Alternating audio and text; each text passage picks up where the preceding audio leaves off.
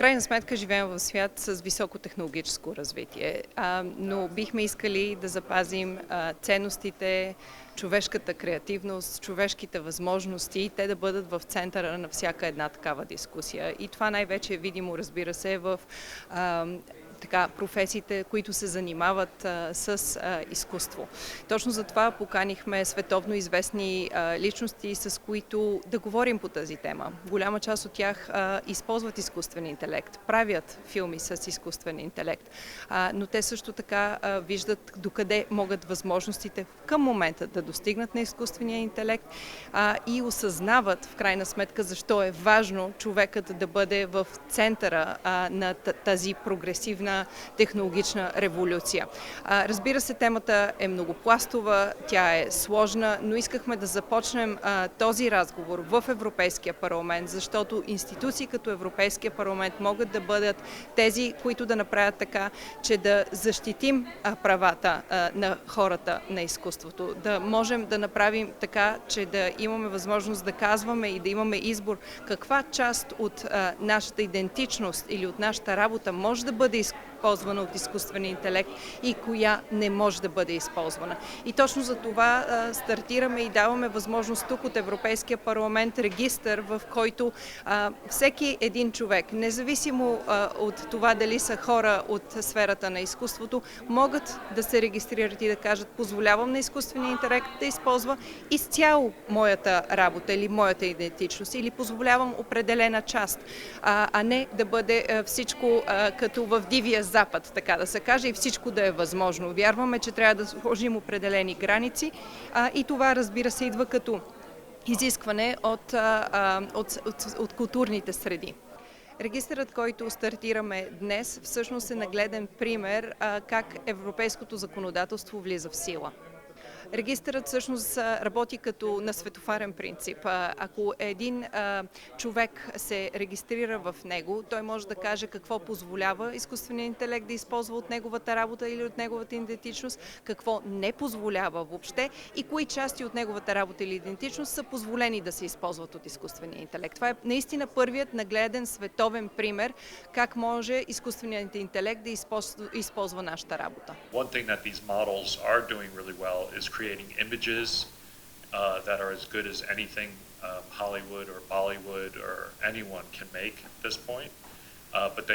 And we've all seen images in our feeds that are incredible. You see these things, you're like, oh my gosh, that's amazing. But 5 minutes later, you forget what they are. And that's because they have no story. They have no power behind them. And the power is the power of emotion, the power of our humanity. And so when that realization emerged for me, I was like, I know what primordial soup this studio needs to do. We need to figure out how to use this incredible technology, these incredible powerful models, and how can we turn them into storytelling machines. As you suggested, Eva, it does matter greatly that this conversation is happening in this building.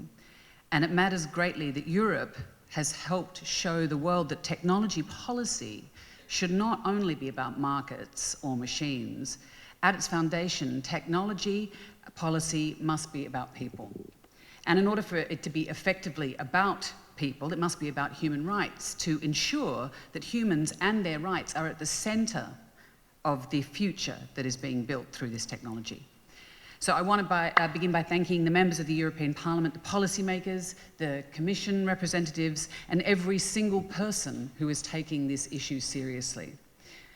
And we are living through transformative times. It's full of potential. And AI systems development is making very grand promises. It's making promises to overcome human limitations, to generate great wealth, to liberate humans from tedious tasks, all by mining and using data, our data, purportedly for the benefit of all. And AI developments have also been so rapid and so catastrophic that many AI companies themselves have requested that their systems not be released widely before governments have had the opportunity to analyse and reflect upon them.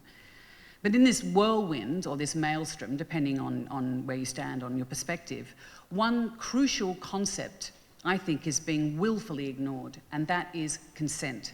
Human consent. clear, undeniable, machine-readable consent. Now, in order to navigate a path between the promise and the peril of AI, we need consensual guardrails, not to inhibit technological progress, God forbid, but guardrails that evolve at scale and at the rate that the technology itself is evolving.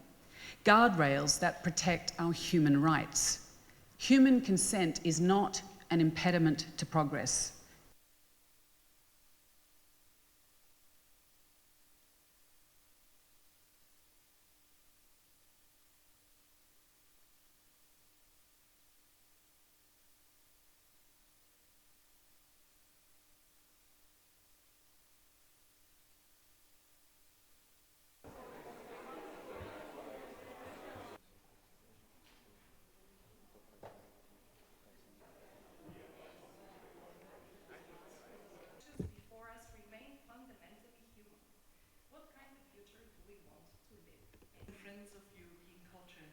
When I look around this room, I see storytellers, policymakers, artists, dreamers, people who believe, as I do, that culture is not simply what we produce, it is who we are.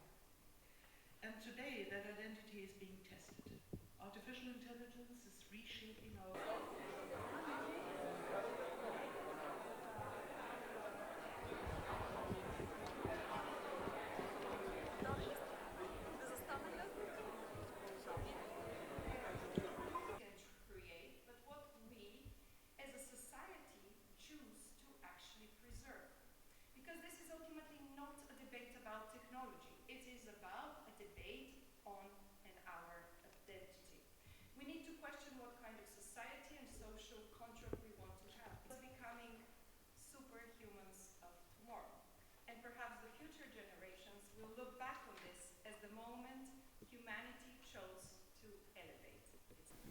And we are now in a world where things that make a person recognisable, identifiable, unique can be theft is not innovation. A person can appear to say something that they've never said. A photograph, who has ever recorded a voice note or appeared in a school play, made a video work, sung to their child, spoken on a has to be something that a person can actively express. And consent is why we're here today. So today,